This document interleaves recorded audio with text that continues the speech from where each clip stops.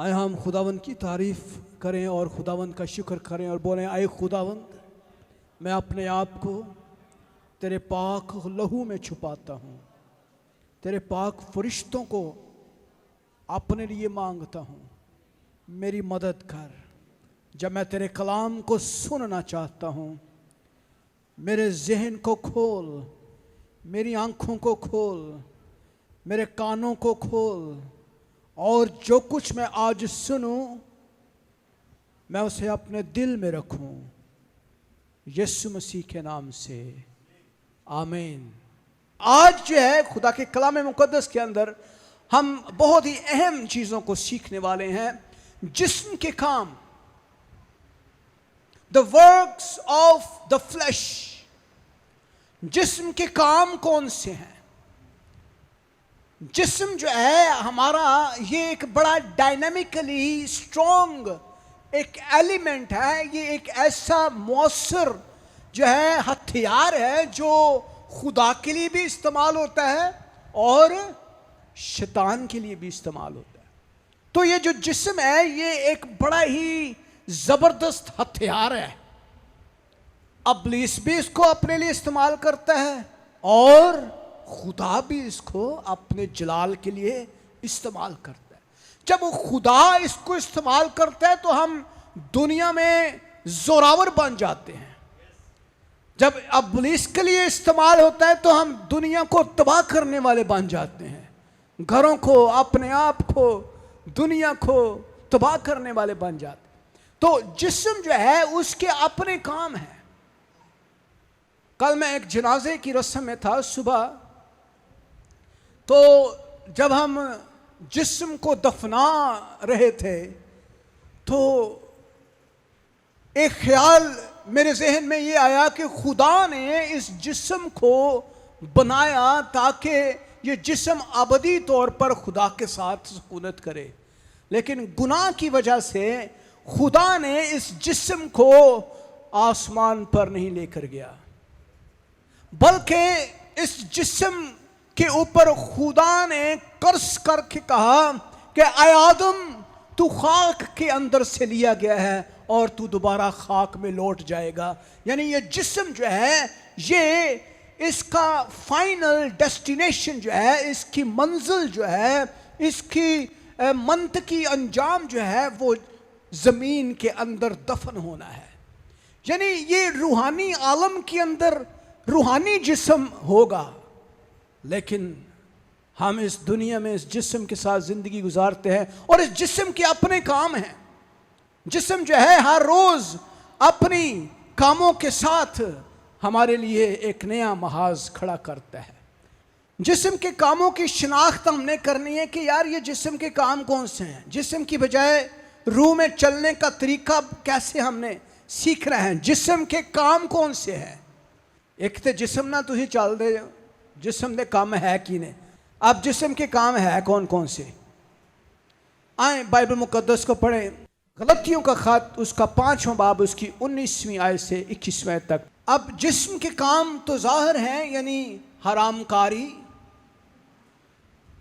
नापाकी, शहवत परस्ती, बुत परस्ती, जादूगरी, अदावतें, झगड़ा, हसद, गुस्सा, तफरके, जुदाइयाँ, बिद्दतें, बुग़्ज़, नशाबाजी, नाच रंग और इनकी मानंद बहुत सारे। और कलाम कहता है ऐसे काम करने वाले खुदा की बादशाही के वारिस होंगे। क्यों जी होंगे? जे असी जादूगरी करिए तो असी जावांगे, नशा करांगे असी जावांगे, हरामकारी करांगे असी जावांगे। क्या नापाकी करने वाले लोग जाएंगे खुदा दी बादशाही च? तो जब हम यीशु के साथ चलने का वादा कर लेते हैं तो ये वो काम है जो जिस्म के काम है। ये हमारी बॉडी जो है ये रिक्वायर्ड करती है। हमारी बॉडी जो है ये खुदा, कलाम और उसकी हजूरी के खिलाफ काम करती है। खुदा के कलाम के खिलाफ खड़ी होती है और हमें उकसाती है कि हम झगड़ा करें, हम झगड़ालू बन जाएं। हर रोज हमारे घरों में झगड़े की फजा पैदा हो जाती है। बिला वजह हम लड़ते मरते एक दूसरे को काटते रहते हैं, क्योंकि हम जिस्म के मुताबिक जिंदगी गुजार रहे हैं। हम नापाक जिंदगी गुजारते हैं। जादूगरी जो है, चाहे हम वैसे ना करें, लेकिन मरियाबाद के मेले ते भी जरूर जाना है। उंज भावें जादूगरी ना करिए, लेकिन असी है चढ़ावा जरूर चढ़ाना है। असी ओहो जे काम जरूर करने हैं जड़े कलाम के मुताबिक मना किए गए हैं। घरों में बुत परस्ती जरूर करनी है। घरों में हमने जरूर कोई ना कोई बुत बना के रखा है जिसकी हमने पूजा करनी होती है। कोई ना कोई अंगूठी पा ली, कोई चेन पा ली, कोई खास कड़ा पा लिया, कोई धागा पा लिया, कोई काला डोरी पा ली। ए जनाब ए खास डोरी कलाम दी आयत पढ़ी है देते मैं। वो यार कलाम दी आयत डोरी ते पढ़ ली तू हैं? ए कलाम दी आयत पढ़ के बच्चों को काला धागा पाया हथे करके। जादूगरी हमने नहीं करनी, लेकिन बहुत सारी किस्में हैं जादूगरी की। अब मैं ये बताना चाहता हूं कि ये वो काम है जिससे बदरूहें जो हैं आपके घरों में हैं। ये वो काम है जिससे बदरूहें हमारे घरों को छोड़ती नहीं है। ये वो काम है जिससे बदरूहों की वजह से हमारे घर जो है उनमें बरकतें नहीं है। हरामकारी जो है उससे बरकत नहीं है। बदरूहें हमारे घरों में रहती है। कोई ना कोई शख्स हमारे घरों में जादूगरी करता है, तोहम परस्ती करता है, बुत परस्ती करता है। हसद, कीना, गुस्सा, तफरके, जुदाइयां, बिदतें हमारे घरों के अंदर रायजुल आम है। जेड़ा भी कहता है दुआ करनी है, असी हाथ रखवा लेने और वो बरकत या लानत आपके ऊपर ट्रांसफर होती है, जिससे बदरूहें हमारे घरों के अंदर है, गंदगी हमारे घरों के अंदर है, बुराई हमारे घरों के अंदर है, नशाबाजी हमारे घरों में है। जदों तक असी राती गाना सुन नहीं लेना, असी सोना नहीं है। गाने साडे मोबाइल च भरे हुए, गानों से हम लुत्फअंदोज होते हैं, हमें सुरूर मिलता है, क्योंकि जिस्म की डिजायर हमारे अंदर है, जिस्म की ख्वाहिश से हम भरे हुए हैं। कलाम कहता है कि जिस्म के काम करने वाले खुदा की बादशाहत के वारिस ना होंगे। पहला स्टेप ते तुसी ले लिया है। बपतिस्मा एक पहला स्टेप है, लेकिन उसके बाद एक जंग शुरू हो गई है। आपकी एक जंग शुरू हो गई है। अब जंग क्या है? रूहानी जंग। एक ईमानदार की जिंदगी में एक मुस्तकिल रूहानी जंग जारी रहती है। जो ही आप यीशु मसीह को कबूल कर लेते हैं, ताड़ी जंग स्टार्ट हो जाती। और वो जंग किन चीज़ों के खिलाफ? वो है जी जादूगरी के खिलाफ, नशेबाजी के खिलाफ, बुग़्ज़ के खिलाफ, कीने के खिलाफ। आपकी जंग नशे के खिलाफ है। आपकी जंग नाच रंग के खिलाफ है। आपकी जंग शहवत परस्ती, बुत परस्ती, ज़िनाकारी के खिलाफ शुरू हो गई है। जिस्म के खिलाफ आपकी जंग शुरू हो गई। कलाम कहता है गलतियों 5 बाब 17 आयत में, क्योंकि जिस्म रूह के खिलाफ ख्वाहिश करता है। अदा मतलब है कि जिस्म ते रूह की आपस लड़ाई जे ए लड़ाई होने की लड़ाई नहीं है, बड़ी पुरानी लड़ाई है। जिस्म जड़ी है वो कुछ होर चाहता है, रूह कुछ होर चाहती है। कलाम कह रहे हैं जिस्म रूह के खिलाफ ख्वाहिश करता है। ख्वाहिश जो है ये फर्क चीज है, और रूह जिस्म के खिलाफ। ये दोनों आपस कभी भी रल के नहीं बह सकते। समझ लो कि एक तेल है तो एक पानी है। भावें तुसी उन्होंने ग्राइंडर दे विच जिन्ना मर्जी घोटा ला लो, पानी ने बेर बार आ जाने, तेल ने उत्ते आ जाने। आपस ये नहीं बैठ सकते, एक दूसरे के मुखालिफ हैं, ताकि तुम चाहते हो वो ना करो। क्या करो जी? ताकि जो तुम चाहते हो। हुन मैं चाहना मैं चर्च जावा, जिसम कहता सुता ही रहे यार, राती 3 बजे ते तू सुता है फिल्म देख के, हुन की फायदा चर्च जान दा। ए देख टाइम की हो गया, 11 बज गए ने, हुन भाई साहब ने देखना है ना, लेट आए हैं, की फायदा चर्च जान दा। दुआ करने लगा है।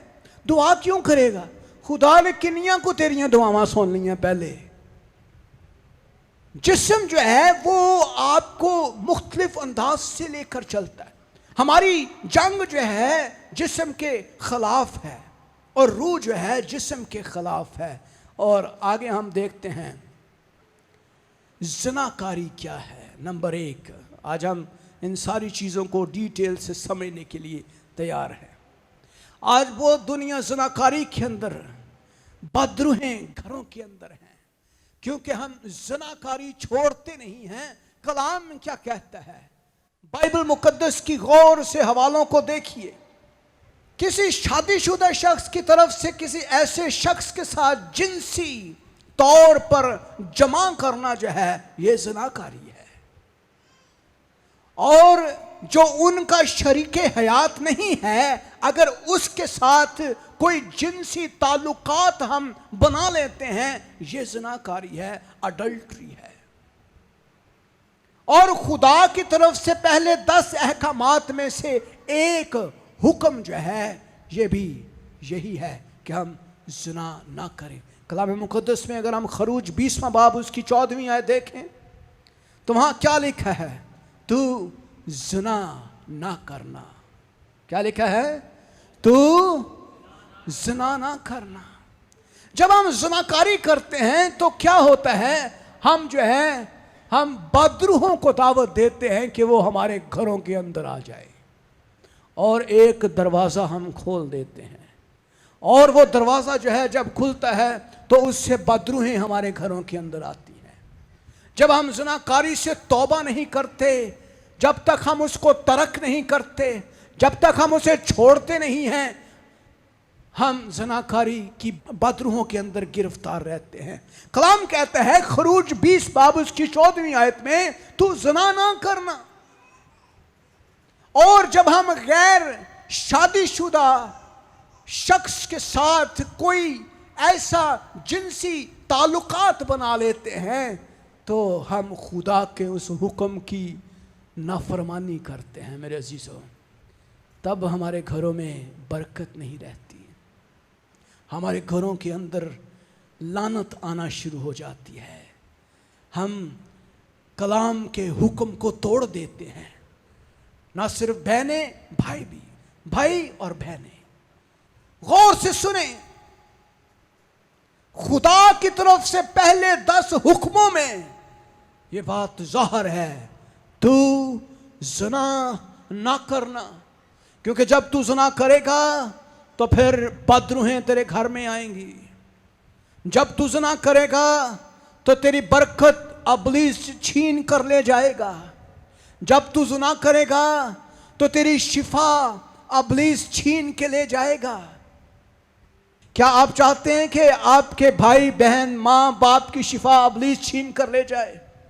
क्या आप चाहते हैं कि आपकी बरकत इब्लीस छीन कर ले जाए? कलाम मुकद्दस में अगर हम देखें पुराने अहदनामे में, जब किसी शख्स ने ज़िनाकारी की तो उसे मौत के घाट उतार दिया गया। मौत के घाट उतार दिया गया। पुराने अहद में इसका गुनाह जो है वो बहुत बड़ा था। और कलाम कहता है अहबार 20 बाब उसकी 10वीं आयत में, और जो शख्स दूसरे की बीवी से, यानी अपने हमसाये की बीवी से ज़िना करे, वो जानी और जानिया दोनों जरूर जान से मार दिए जाए। ओहो, आज असी कहने ना ना यार इन्होंने माफ़ कर दियो। उदों माफ़ी नहीं सी।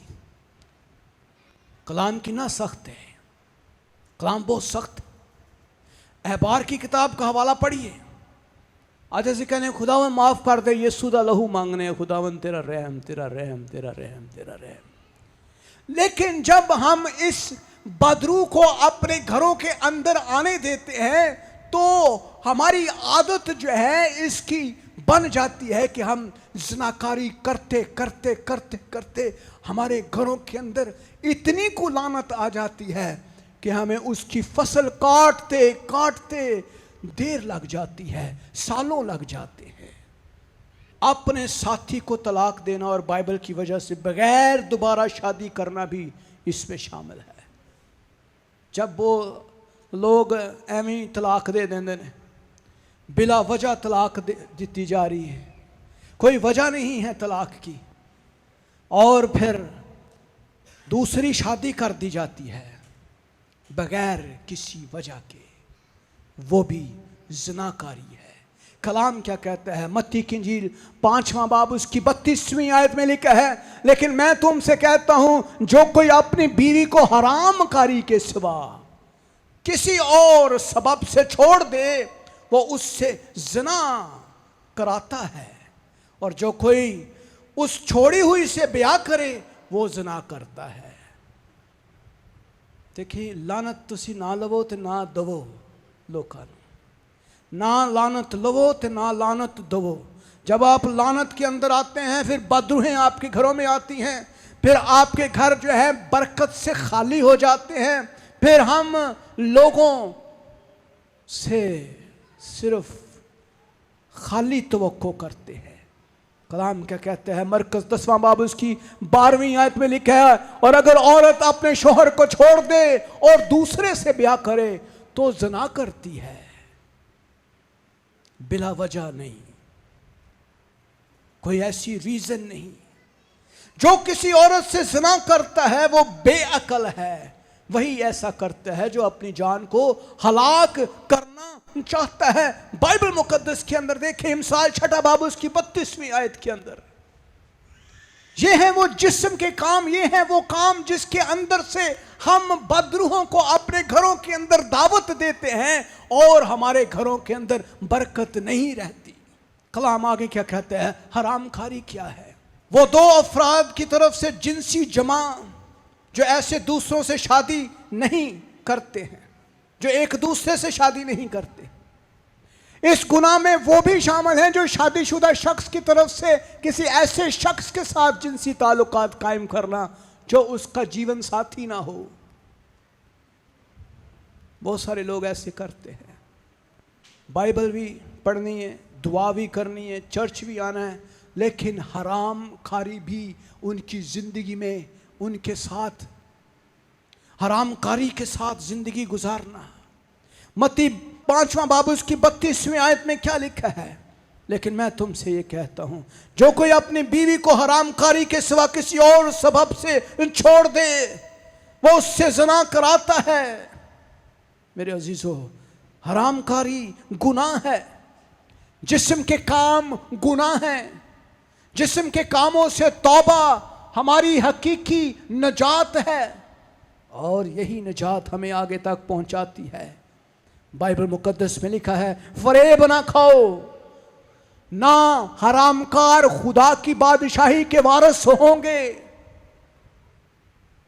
ना बुत परस्त, ना ज़नाकार, ना अयाश, ना लौंडेबाज, ना चोर, ना लालची, ना शराबी, ना गालियां बकने वाले, ना जालिम खुदा की बादशाहत के वारिस ना होंगे। जिस्म जो है उसको कंट्रोल करना है। हमने जिस्म के अंदर जिंदगी नहीं गुजारनी, हमने जिस्म की बात को नहीं सुनना, हमने रूह के साथ जिंदगी गुजारनी है, दुआ के साथ, परस्तिश के साथ, खुदा की हजूरी में। और कलाम कहता है जिस्म हरामकारी के मकसद के लिए नहीं है, क्योंकि यह खुदावंद का है। इस वजह से आपको इससे भागना है, इससे भागना है।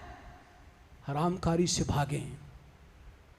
अगर ऐसी आजमाइश आपके ऊपर आ जाती है, उससे जान छुड़ाएं, उससे भागें, उससे दूर हो जाएं। मौका तलाश करें कि कभी आप इस आजमाइश के अंदर ना गिरे। कलाम क्या कहता है? करंथस की कलीसिया के नाम पहला खत पौलुस रसूल का 6 बाब उसकी 13वीं आयत, खाने पेट के लिए है और पेट खानों के लिए, लेकिन खुदा उसको और उनको नीस्त करेगा, मगर बदन हरामकारी के लिए नहीं है। बदन हरामकारी के लिए नहीं, बल्कि खुदावंद के लिए है। और कलाम कहता है यह बदन खुदा का मक़दस है। किसका मक़दस है? खुदा का मक़दस है, और रूल कुदस इसके अंदर बसा हुआ है। हरामकारी से भागो, बचो दे। तो पौलुस कहता है हरामकारी से भागो। जितने गुनाह आदमी करता है वो बदन से बाहर है, मगर हरामखार अपने बदन का भी गुनहगार है। हरामकारी से भागे। कलाम क्या कहता है कि क्या तुम नहीं जानते तुम्हारा बदन रूह कुदस का मक़दस है, और जो तुम में बसा हुआ है, और तुम खुदा की तरफ से मिला है, और तुम अपने नहीं बल्कि कीमत से खरीदे गए हो। Hallelujah, hallelujah, hallelujah, hallelujah. कितने लोगों को अच्छा लग रहा है? जरा गल्लां सख्त ने, मैं तो हमसे ही दस रहा, पर कलाम सारा मिठा मिठा नहीं है, और कोड़ा भी है जे। ते कोड़ा भी इन्ना है कि वो बंदे नूं अग ला दिंदा है। जिन्होंने कोड़ा लग रहा वो फौरन भज भी जाते हैं, क्योंकि उन्होंने बहुत ही कोड़ा लगता है। नहीं नहीं नहीं मेरे अजीज़ों, ये हकीकत है। हरामकारी हमारा अलमिया, ये हर स्टेज के ऊपर मर्द औरत हम सब के लिए एक बड़ी चैलेंजिंग कंडीशन है। हम कीमत से खरीदे हुए लोग हैं। हमारा बदन रूहुल कुदस का मक़दस है, और खुदा का पाक रूह हमारे अंदर बसा हुआ है। और कलाम में लिखा है तुम खुदा की, ये खुदा की तरफ से तुम्हें मिला है, ताकि हम खुदा का जलाल जाहिर करें। हालेलुया। हमें क्या जाहिर करना है? बदन से क्या जाहिर करना है? क्या जाहिर करना है? तो जलाल इंज तो ना जाहिर होना, काम सारे वही करने, तो फिर जलाल भी जाहिर। जलाल कित्थों जाहिर होना है? भागे। नापाकी क्या है? देखिए नापाकी क्या है, बहुत सारे मतलब इसके हैं। कलाम मुक़द्दस पे लिखा है नापाक होना साफ होने के बरक्स है। अगर हमारा बदन साफ नहीं है तो वो गंदा है, और अगर गंदगी है तो वो नापाकी है। क्या ख्याल है? ऐसे ही है। ऐसे ही हमारा बदन रूहानी तौर पर भी नापाक होता है। जब हम गुनाह करते हैं, जब हमारी ज़िंदगी में गुनाह होता है तो हम नापाक होते हैं। जिस्म के कामों के इस इक़्तिबास में लफ्ज़ नापाक जो है, उसका मतलब रूहानी या अखलाकी तौर पर नापाक। ये अखलाकी नापाकी की होंदी है? गालां कढ़नियां। ਜਦੋਂ ਅਸੀਂ ਮੂੰਹ ਚੋਂ ਭੈਣ ਦੀ ਮਾਂ ਦੀ ਗਾਲ ਕੱਢ ਦਿੰਦੇ ਹਾਂ ਤੇ ਸਾਡਾ ਇਹ ਮੂੰਹ ਜਿਹੜਾ ਨਾ ਕੀ ਹੋ ਜਾਂਦਾ ਹੈ? नापाक हो जाता है। जब हम पानी की जगह पे कुछ और पीना शुरू कर दें तो साड़ा मुंह फिर भी नापाक होना शुरू। जब हम ऐसी बातें सुने जो बुग़्ज़ कीने की हैं, बड़े मज़े नाल एक दूजे दियाँ बुराइयां चुगलियां सुनिए ते करिए, उदों भी साड़ा मुंह ते साडे कान नापाक हो जाते। जब हम गंदगी को अपनी आंखों से देखेंगे तो फिर हमारी आंखें नापाक हो जाती हैं। जब हमारे अंदर नापाकी होगी तो फिर बदरूहें हमारे घरों के अंदर आएंगी। देखिए जब हम खुदा की हुज़ूरी में होते हैं तो प्रस्तिश हो रही होती है तो क्या हो रहा होता है? वाह जी वाह, हालेलुया हालेलुया, नारे लग रहे होते हैं, प्रेज़ द लॉर्ड हो रहा होता है, इतना मज़ा आ रहा होता है। अगर आप टीवी पे कोई एहो जी चीज़ देखना शुरू हो, ओदा भी तो मज़ा तुहानू आंदा है कि नहीं है? मज़ा आंदा है? कोई फिल्म देख लें, कोई ड्रानी फिल्म देख लें, होता भी बंद। तो इंसान का जो है ना ज़हन इन सब चीज़ों को रेंडर करता है और उसका असर जो है हमारी बॉडी के ऊपर होता है। चाहे अच्छी चीज़ देख रहे हैं, चाहे बुरी चीज़ देख रहे हैं। अगर हम बुरी चीज़ें देखेंगे, करेंगे या उनको इस्तेमाल में लेकर आएंगे तो हम नापाक हो जाएंगे। और नापाक दिल के साथ, नापाक बदन के साथ, नापाक रूह के साथ दुआ करना बिल्कुल बेफायदा है। कुछ भी नहीं जो होना, ਇਹਦੇ ਵਿੱਚ ही रह जानी है ताड़ियाँ दुआवां। नापाक दिल की खुदा नहीं सुनता, क्योंकि खुदा पाक है। हालेलुया। खुदा ते की सानू भी पाक होने की लोड़। कलाम में लिखा है इसलिए कि खुदा ने हमको नापाकी के लिए नहीं बल्कि पाकीज़गी के लिए बुलाया है। किसके लिए बुलाया है? पाकीज़गी के लिए, अपने आप को पाक करने के लिए। कलाम मुकद्दस में इफिसियों 5वां बाब 3री आयत में लिखा है, और जैसा कि मुकद्दसों को मुनासिब है कि तुम में हरामकारी और किसी तरह की नापाकी या लालच का जिक्र तक ना हो। जिक्र ही ना मिले। सरूज भाई वो तो रास्तबाज शख्स है, हैं भाई सरवर यार वो तो रास्तबाज शख्स है। बहन सफिया नहीं वो तो रास्तबाज, उसका तो मैं गारंटी दे सकता हूं। मुकद्दसों को मुनासिब नहीं कि वो हरामकारी करते, किसी तरह की नापाकी या लालच का जिक्र तक ना हो उनके अंदर। अनक्लीननेस नहीं होनी चाहिए। जब अनक्लीननेस के साथ हम दुआ करते हैं तो फिर दुआएं सुनी नहीं जाती हैं। आप तजर्बा करके देख लें। फिर तुझे कहना भाई साहब 2 साल हो गए दुआ कर रहे हैं, कोई औलाद ही नहीं होती पई, क्योंकि बदरूआं औंजदियां औंजी विच वो निकल नहीं रही। जिस्म के काम, शहवत परस्ती भी इसी तरह ही है। ये भी बड़ी अजीबो करीब बदरू है, शहवत परस्ती की बदरू है। और आज इंटरनेट शहवत परस्ती से भरा हुआ है। कोई भी ऐसी चीज जब हम इंटरनेट पे देख रहे होते हैं तो शहवत परस्ती के एलिमेंट जिसके अंदर होते हैं उन्होंने देखने वाले लखां लोग होंगे, क्योंकि जिस्म की डिजायर है वो। कलाम क्या कहता है? शहवत परस्ती हवस है। साढ़े अंदर हवस एक चीज दी, वो हवस जो है वो हमें खुदा की हजूरी और उसकी रास्तबाजी में चलने नहीं देती। हमारे अंदर की हवस जो है वो हमें खुदा के जलाल में बढ़ने नहीं देती। हमारे अंदर की हवस जो है हमें अपनी बरकतों तक पहुंचने नहीं देती। हम जंप लगाते हैं और वो बरकत ऊपर ही ऊपर है, क्योंकि वो हवस जो है हम उस हवस की वजह से आगे तक नहीं जा पाते। हवस जो है गुनाह के जज्बात है, बेहयाई या गुनाह है। ये गंदा और बेशर्म तर्ज अमल है जो हम अपना लेते हैं। कई दफा गंदगी देखना, गंदगी करना, बेशर्मी बेहयाई के अल्फाज इस्तेमाल करना घरों के अंदर, ऐसा तर्ज अमल है।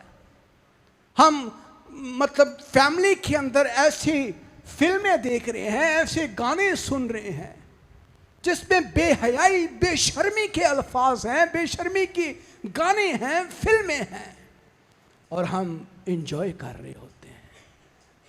शहवत परस्ती बच्चों के अंदर ट्रांसफर हो रही है, बदरूहें बच्चों के अंदर ट्रांसफर हो रही हैं, हमारे दिल को नापाक कर रही हैं। मेरे अजीजों, कलाम मुकद्दस में यहूदा का खत देखें, उसका 4था बाब लिखा है, क्योंकि बाज ऐसे शख्स चुपके से हमको आ मिले हैं जिनकी इस सजा का जिक्र कदीम ज़माने में बेशतर से लिखा गया था। ये बेदीन हैं और हमारे खुदा के फसल को शहवत परस्ती से बदल डालते हैं और हमारे वाहिद मालिक और खुदावंद यीशु मसीह का इनकार करते हैं। शहवत परस्ती अपने अंदर से निकालें इस हवस को। अपना रवैया गंदा और बेशर्म रवैये से इज्तनाब करें, तौबा करें, शहवत परस्ती की खसूसियात से निकलें और झूठे उस्तादों से किनारा करें जो तुहानू सिर्फ कहना ठीक है वो कुछ नहीं होता यार। और दाऊद ने अन्नियां बुढ़ियां कर लियां सन, तेन पता सुलेमान बादशाह दियां 1000 बुढ़ियां सन, तू 2 कर लेगा तो की हो जाएगा हैं? की हो जाएगा? क्या होगा? कुछ नहीं होता। ये काम तो आम पास्टर भी करते फिरते ने सारे ही हैं। लोग फला फला फला फला फला फला पास्टर का हवाला दे के तुहानू कहेंगे कुछ नहीं होता, करी चलो, ए दुनिया इंजी चल रही है। लेकिन जब आप करते हैं आपकी बरकत मिलते मिलते आपको रुक जाती है। और मिलन वाली सी बरकत, लेकिन वो तुझे रात नू गुनाह तुसी कर लिया ते अगले दिन काम ही नहीं होया, अबलीस ने छापा मारता है? ऐसे होता है। अब आगे देखते हैं बुत परस्ती। तुसी कहो भाई साहब आज तुसी छेड़नियां पुरानियां गल्लां जेड़े पादरी करते हैं। अब ये जो क्या, ये बहुत बड़ी लानत है हमारे घरों के अंदर ना, ये लानत है। और हम अक्सर औकात बुत परस्ती उंज भावें बुत सामने ना भी होन ते साडे दिलां 'च अजीबो गरीब बुत ने, साडे दिलां 'च वह को या भाई दरबार रस्ते में आता तो साडे क्रिश्चियन लोग कई पुराने उथे भी इंज करके लंघ दे। एक मिनट रोकी जरा भाई, उनके अंदर उन बाबों की भी इज्जत है, उनके अंदर यीशु से ज्यादा, खुदावन यीशु मसीह से ज्यादा लोगों के लिए इज्जत है। बुत परस्ती बुतों की इबादत है मेरे अजीजों। बुत चाहे किसी के भी हो, आदम दा बुत बना लो, हवा दा बुत बना लो, मूसा दा बुत बना लो, नूह दा बुत बना लो, दाऊद दा बुत बना लो, और किदा किदा बुत बना लो जी, किदा किदा, पतरस दा बुत बना लो, पलूस दा बुत बना लो, मुकद्दसा मरियम दा बुत बना लो, जिदा भी बुत बना लो। बुत परस्ती जो है, जब किसी भी चीज का बुत बना के आप उसको जो है वो खराज तहसीन पेश करना शुरू करते हैं, उसको रेफरेंस देते हैं, उसको जलाल देते हैं, ग्लोरिफिकेशन करते हैं, और फिर ये सोचते हैं कि जब हम इनके आगे सिजदा करेंगे तो फिर खुदा हमारी दुआ सुन लेगा।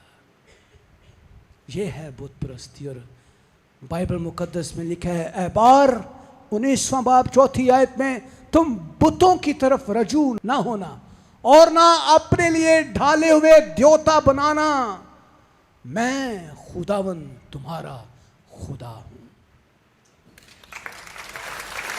हालेलुया। मैं कहां पे रहता हूं? आसमान पर।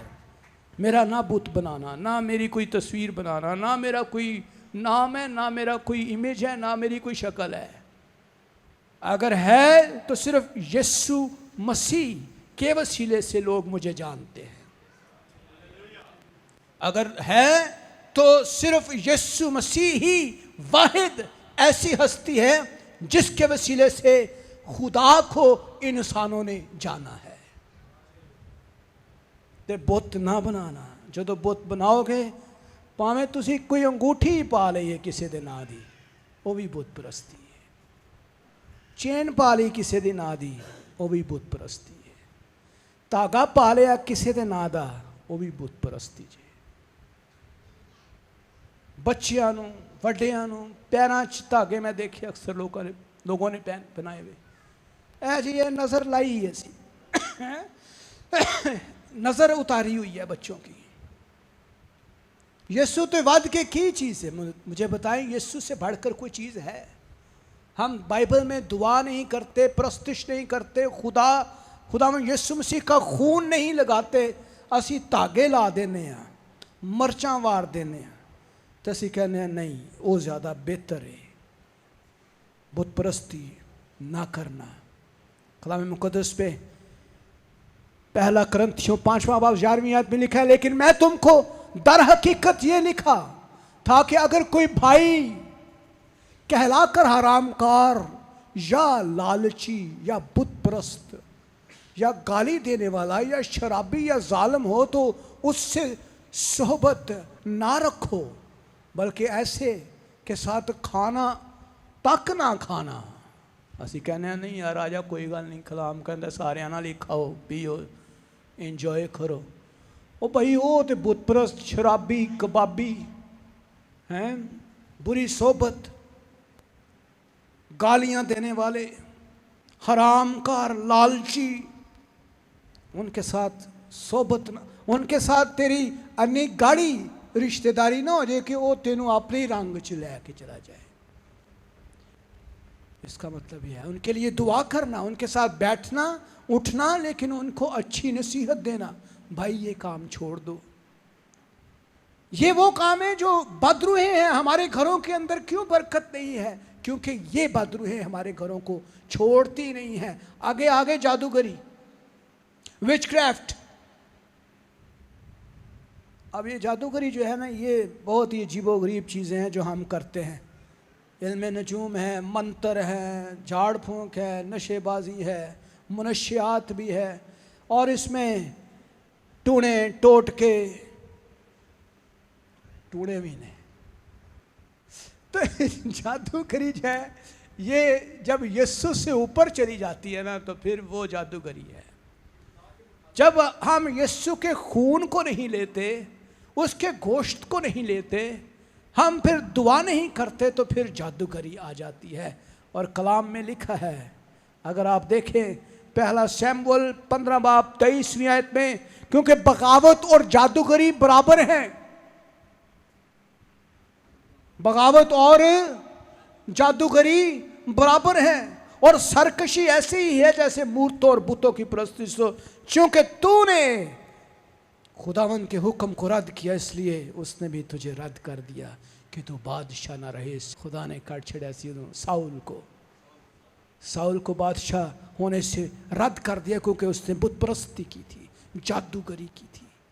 मेरे अजीजों, जब हम जादूगरी करते हैं फिर क्या होता है? हम खुदा की बादशाहत के वारिस नहीं होते। हमारे घरों में लानत आती है, बेबरकती आती है, पैसा ख़त्म होना शुरू हो जाता है, और फिर बीमारियां छोड़ती ही नहीं हैं। दवाइयां ते दवाइयां खाते रहने हैं और कोई हल तलाश नहीं होता। मेरे अजीजों, क्या करने की ज़रूरत है? क्या हम इसी तरह जिस्म के कामों के साथ ज़िंदगी गुजारते रहें? ये काम तो बहुत मुश्किल हैं, इनको छोड़ना मुश्किल है।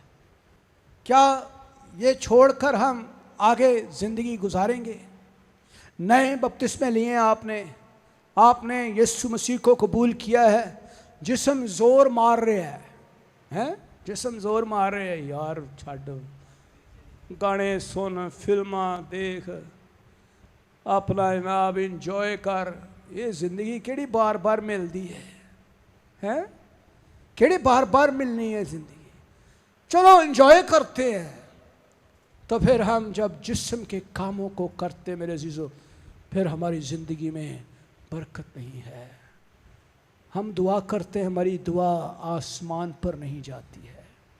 हम रोज़े रखते हैं, भावें 40 रोज़े रख लिए, पर उन्हों का कोई फ़ायदा ही नहीं होया। 7 दफ़ा बाइबल पढ़ी है, मैं क्या कुछ आंदा भी है अजे 7 दफ़ा बाइबल मुकम्मल कर लीए, लेकिन घर च बरकत कोई नहीं है। ना पैसे दी, ना सेहत दी, ना कोई होर बरकत। बच्चे ने तो वो आवारा ने, बंदा है तो वो शराबी है, उन्होंने काम ही नहीं मिलता। औरत है बेचारी, वो भी उसी तरह ही है।